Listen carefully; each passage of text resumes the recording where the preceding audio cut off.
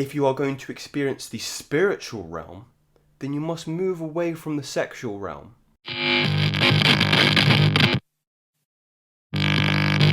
Look, here's something that a lot of semen retention YouTubers, I hate using that term, won't tell you.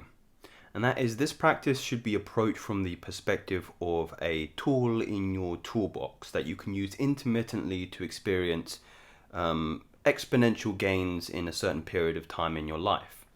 And it should not be utilized as an absolute, like I don't believe anything should be used as an absolute. Look, I'm not a proponent of ideology. I think ideology can be useful to a point, but it can make you inflexible. And if you are inflexible, you invariably break. So it's about being adaptable. And in the same way that I don't really have any, totalitarian beliefs on anything, like I don't believe that anything is inherently evil. Let's take something like something that can be seen as inherently evil, like disease, like cancer, like a tumor on one of your loved one. That can be viewed from the lens of, oh, that's evil, that's a manifestation of the devil. This is approached from a limited mindset. And you have to see that that particular scenario in your life is going to lead to some growth elsewhere. And it can be viewed from a spiritual perspective as an opportunity for growth. So in the same way, what I'm trying to convey here is, because I hate for this channel to devolve into ideology and me constantly promoting a practice that should be used, from a totalitarian viewpoint, as in it's all or nothing. You miss the nuance of what I'm trying to offer you here. So Twitter is a horrible place for nuance. You can't really add on to your viewpoints. But hopefully for some of you that have followed me onto YouTube or found me on YouTube can allow me to explain with a little bit more minutiae details of when you should be using this tool and when to kind of lay off it and, again, have that flexibility, have that balance, that equilibrium, because balance, equilibrium, homeostasis is the fundamental principles of life. So what am I trying to convey here? I'm trying to convey that once you first discover this practice of sexual continence, celibacy, semen retention, and the benefits that will invariably come with it, when you understand its power and its ability to accelerate manifestations, like manifesting things into your environment, like creating things on an exponential level. I'll give you an example. I wrote a book in a month when I was on this particular bout of semen retention. Your output and creativity just accelerates invariably. So what does this mean? Well, this means that this tool should be utilized by everyone who is not currently where they want to be in life. It is a hack. It is like discovering that your car can fly, and many of you are sitting in traffic on a dual carriageway, and you've just figured out that you can just leapfrog everybody else. You can just jump over 10, 20, 50 cars in front of you. So if you are viewing me through this lens in your computer, your phone, or your tablet, and you are currently in a place of apathy, depression, and you're not where you want to be in life, and you're not taking advantage of the creative power that is in your very loins, then you're doing yourself a disservice, that you're handicapping yourself. You're tying your arm behind your own back, and you're trying to play the game of life. So, a lot of you should hopefully be adopting this practice by now. If you're on this, if you're viewing me through this lens, if you discovered this practice, then you should be consciously trying to integrate this into your life. But, and there is a but, as I have prefaced, I'm not a fan of ideology, I'm not a fan of totalitarianism, I'm not a fan of fundamentalism, and that means that there is going to be places in life where you can lay off this particular habit, such as when things may be going well for you. Perhaps you want to indulge in pleasures with your partner, with your wife, hopefully, and create children. And in a way, this video is a response to the many messages I get about proceeding to go forth from this point of never indulging in pleasure. Look, I'm not against pleasure. I'm against needless pleasure. I'm against fleeting pleasure. I'm against finite pleasure. And I'm more a proponent of joy, which is long-lasting, long-serving, ever-present, and is on the path to enlightenment. Pleasure is, it has its place, but it's cheap. We all like eating junk food at sometimes. We like eating pizzas and burgers and, sweets and chocolates and other stuff that rot our teeth. But we understand that the relationship we have with them must be on a very, fleeting and intermittent levels. We all have cheat days if we're proceeding to go down a route of fitness.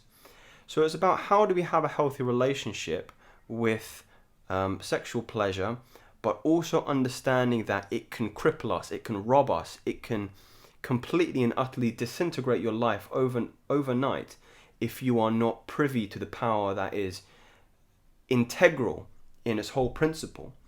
And that is under the whole rubric of lust. It's not just sex and masturbation and pornography, but it's also that seventh deadly, I'm not sure of the seventh deadly sin, but under the rubric of those seventh deadly sins, that these are going to be the obstacles that prevent you from attaining some kind of spiritual development. One of my Twitter followers, I believe it was someone on Telegram, was asking me about this practice and how they felt that it was a placebo effect and perhaps had no utility. So I said to him, look, the way you need to understand I'm just remembering it now, is more about the idea of repressing your sexual identity. And that is one of the biggest misconceptions of what this path is offering people when you discover it. And it's not about repressing your sexual identity. It's about integrating your sexual identity in order to transcend carnality, the physical plane, the first three survival mechanisms, so food, two survival mechanisms, food and reproduction, transcending survival mechanisms to allow you to develop spiritually. So you're using that energy to develop your spiritual identity, as it were. And the way I conveyed to him was it in the fundamental principles of dualism which governs the physical realm. So I always reference my yin-yang model here, or the philosophy of Taoism. So again, to any proponents or to anyone struggling with suffering in the world and all the evil, and if you have that kind of limited mindset, study Taoism, because it's going to undo that programming for you. And the idea here is that in order to experience the light aspect of the world, you need to have a known knowledge of the dark, the yin, the night. If you are going to experience the spiritual realm, then you must move away from the sexual realm. Okay? If you are going to, if you're cold and you want to be hot, you need to move away from the cold towards the heat.